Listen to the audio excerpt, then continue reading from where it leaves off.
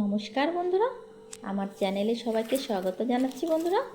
আর সবাইকে জানাচ্ছি আমার মন থেকে অনেক অনেক ভালোবাসা।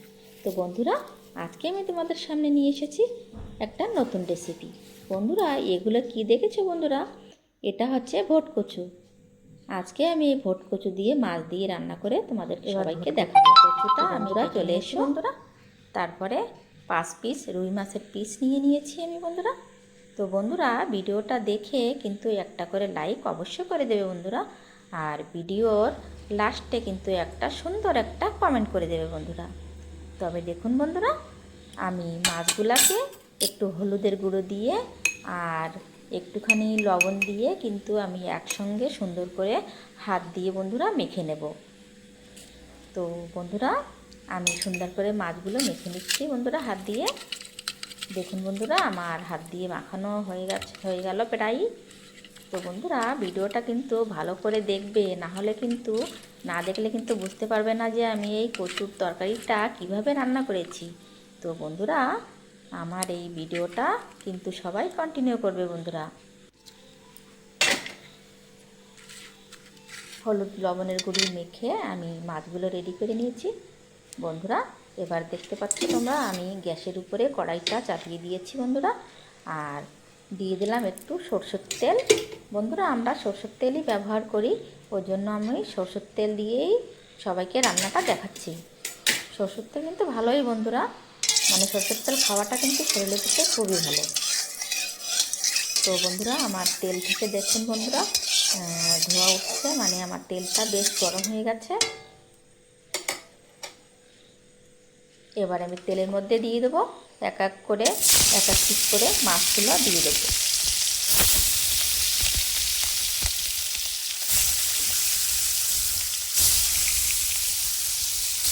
তেলটা কিন্তু ভীষণ গরম হয়ে গেছে বন্ধুরা, ওই জন্য ধোঁয়া কিন্তু খুব বেশি করে ধোঁয়া উঠছে।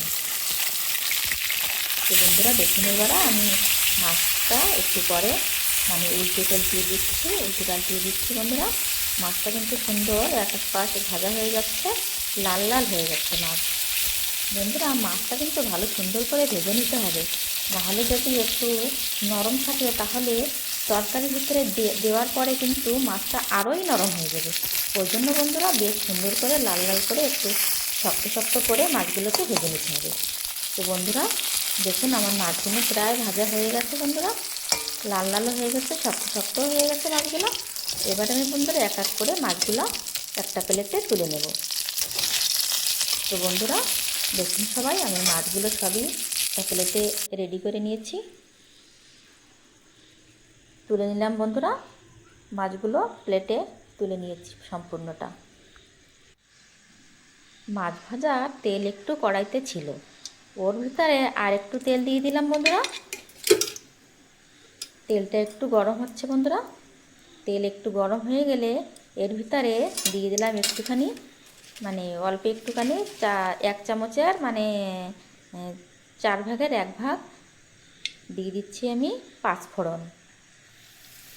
পাঁচফোড়ন কিন্তু তরকারিতে দিলে কিন্তু খুব সুন্দর একটা সেন্ট আছে বন্ধুরা, ওই জন্য বেশিরভাগ আমরা তরকারিতে পাঁচফোড়নই ব্যবহার করি। তারপরে দিয়ে দিলাম 2টা তেজপাতা বন্ধুরা। তেজপাতা আর পাঁচফোড়ন একটু ভাজা ভাজা হয়ে গেলে একটু লালচে লালচে হয়ে যাওয়ার পর আমি দিয়ে দেবো এর ভিতরে সেই, তো বন্ধুরা কচুগুলো দিয়ে দেবো। পাঁচফোড়ন আর তেজপাতাটা কিন্তু হয়ে গেছে বন্ধুরা। এখন আমি এই পাঁচফোড়নের আর তেলের ভিতরে এখন আমি টমেটোকে সিদ্ধ করে রেখেছিলাম এই কচুগুলো আমি এখন এর ভিতরে দিয়ে দেবো। তারপরে একটু নেড়ে চেড়ে নেবো বন্ধুরা। এবার আমি এর ভিতরে দিয়ে দেবো বন্ধুরা একটু হলুদের গুঁড়োটা দিয়ে ভালো করে তরকারিটা নেড়ে চেড়ে নিচ্ছি বন্ধুরা। তো দেখুন বন্ধুরা, এবার তরকারিটা নেড়ে চেড়ে নিলাম, ভালো করে মিশিয়ে নিচ্ছি। তরকারির রঙটা কিন্তু আলাদা হয়ে গেছে এবার বন্ধুরা।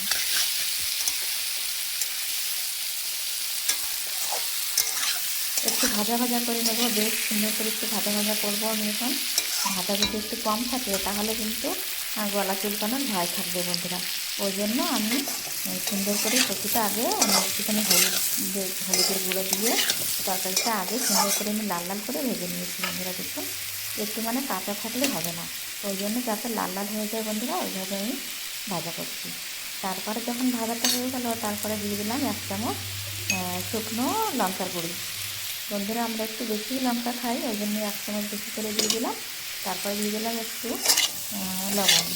লবণ দেওয়ার পরে তারপরে আবার আমি কিন্তু ভালো করে তরকারিটা সুন্দর করে একটু ভেজে নিচ্ছি, যাতে ভাজাটা খুব সুন্দর করে হয়, মানে কচুর ভিতরে ভিতরে যেন লবণ ঝাল তেলটা যেন সম্পূর্ণ ভাবে পৌঁছে যায় বন্ধুরা, ওই জন্য আমি ভালোভাবে ভেজে নিচ্ছি। যখন ভাজাটা হয়ে গেল তারপরে আমি দুটো ছোটো ছোটো টমেটো কুচিয়ে রেখেছিলাম, সেই টমেটো দুটো ভিতরে ঢেলে দিয়েছি। দেওয়ার পরে আমি ভালোভাবে মিশিয়ে নিচ্ছি একসাথে বন্ধুরা, মিশিয়ে নিয়ে সুন্দর করে ভাজা করছি। আবার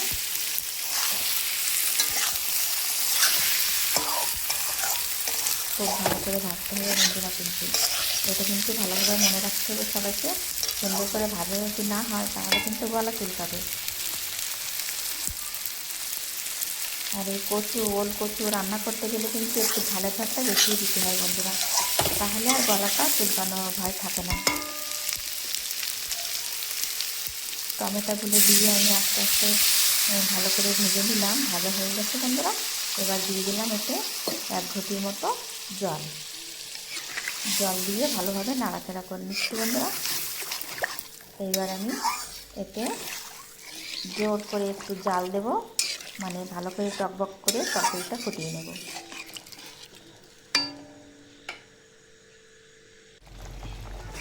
তো বন্ধুরা এবার দেখতে পাচ্ছ সবাই তরকারিটা কিন্তু ফোট চলে এসেছে, একটু নেড়ে চেড়ে নিচ্ছি মাঝে মাঝে। সব কিছু হয়তো প্রায় সেদ্ধ হয়ে গেছে, প্রথমেই ভালো সুন্দর করে ভেজে নিয়েছিলাম তো ওই জন্য মনে হয় এখন ভালো করেই সবটা সিদ্ধ হয়ে গেছে। দেখুন বন্ধুরা খুন্তি দিয়ে নেড়ে দিচ্ছি।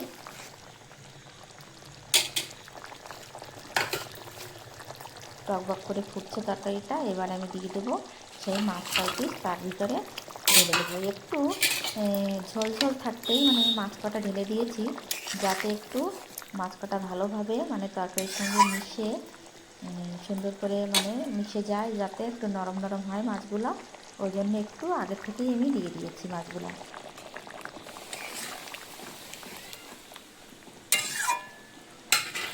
তো দেখুন বন্ধুরা তরকারি ফোট চলে এসেছে, তরকারি প্রায় আমার হয়ে এসেছে বন্ধুরা।